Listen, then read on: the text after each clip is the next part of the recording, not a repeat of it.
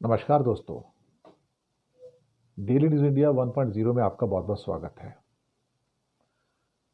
दोस्तों, बात करेंगे आज मिडिल ईस्ट के अंदर पैदा हुए एक नए हीरो की। हीरो है आपका खमनई साहब। कोई डाउट ही नहीं रह गया। एक जिंदा दिल इंसान के रूप में उनका उदय हुआ है और कहीं ना कहीं इस बात का एहसास दुनिया के सबसे बड़े मुल्क को दिलवा दिया कि तुम मुझे अंडर एस्टिमेट नहीं कर सकते। भले ही ये लड़ाई डेविड और गोलायत की लड़ाई थी, जिसमें डेविड छोटा बच्चा होता है और गोलायत बड़ा राक्षस होता है, लेकिन अपनी हिम्मत, अपने जज्बे और अपने इरादे के साथ खमनई साहब ने इस बात को जता दिया कि मैं अमेरिका और इजराइल के सामने घुटने नहीं टेकूंगा। इसी की चर्चा हो रही है दुनिया में अब। देखिए, दुनिया में वो इंसान चर्चा में नहीं आता जो जीत जाता है।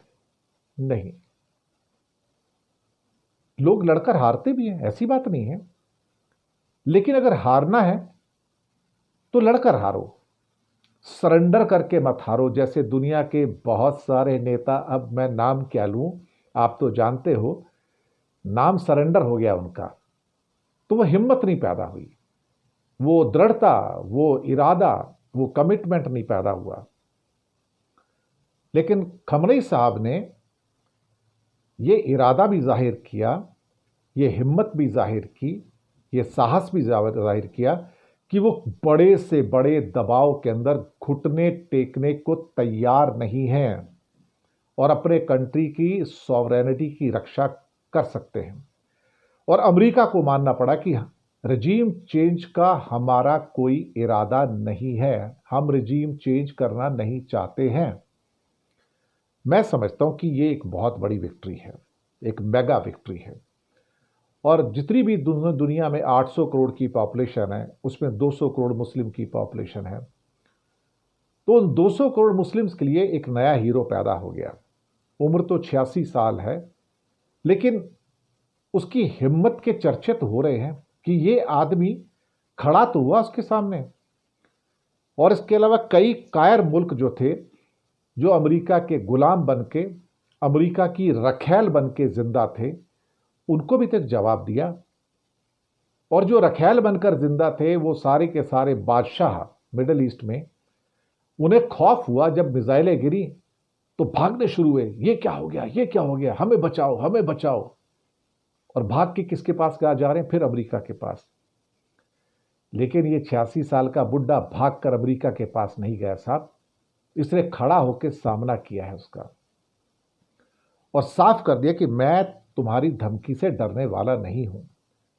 भले ही कतर के ऊपर जो हमला हुआ वो सांकेतिक था, वो बहुत सीरियस हमला नहीं था वो, लेकिन डराने के लिए काफी था साहब। कभी कभी कोई चीजें सांकेतिक भी होती हैं, इंडिकेटिव भी होती हैं, जो सिर्फ एक तरह से कहा जाए तो एक इंडिकेशन देती हैं, लेकिन वो इंडिकेशन जरूरी था।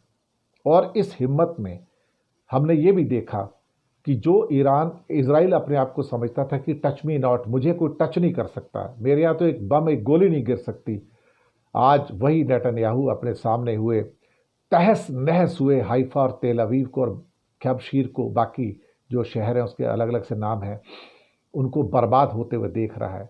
सैकड़ों बिल्डिंगों को मटिया मेट होते, धूल में मिलते देखा, मिट्टी में मिलते देखा।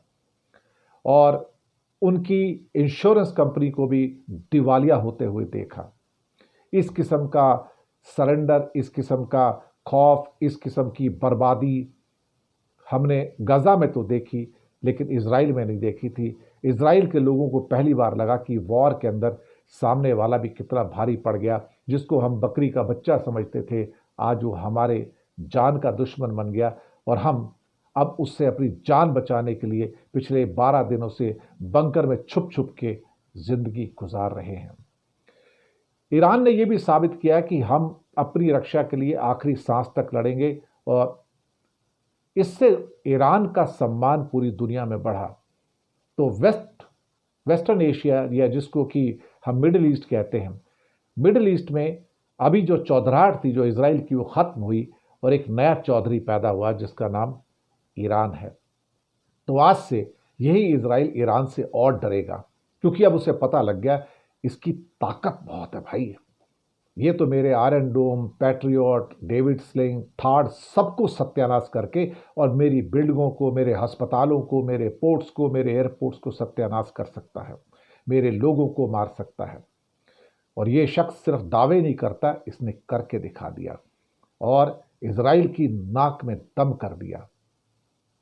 मैं ये समझता हूँ कि ना केवल अली खमनाई की इज्जत बढ़ी, बल्कि एक किस्म से कहा जाए तो ईरान एक नए हीरो के रूप में निकला इस दुनिया में, मुसलमानों का एक नया हीरो। मुसलमान ही नहीं बल्कि पूरी दुनिया में एक नया हीरो जो अपने आप को अमेरिका के सामने कमज़ोर पाते थे, तो उन्हें लगा यार मुकाबला अमेरिका से किया जा सकता है, ज़रूरी नहीं कि अमेरिका बड़ा है तो जीत ही जाएगा, वो भी हार सकता है। इस बात का एहसास अली खमनई ने करवाया कि नहीं, मैं सरेंडर नहीं करूंगा, क्योंकि मेरा नाम सरेंडर नहीं है। दुनिया में बाकी लोग सरेंडर कर सकते हैं, लेकिन मैं सरेंडर नहीं करूंगा।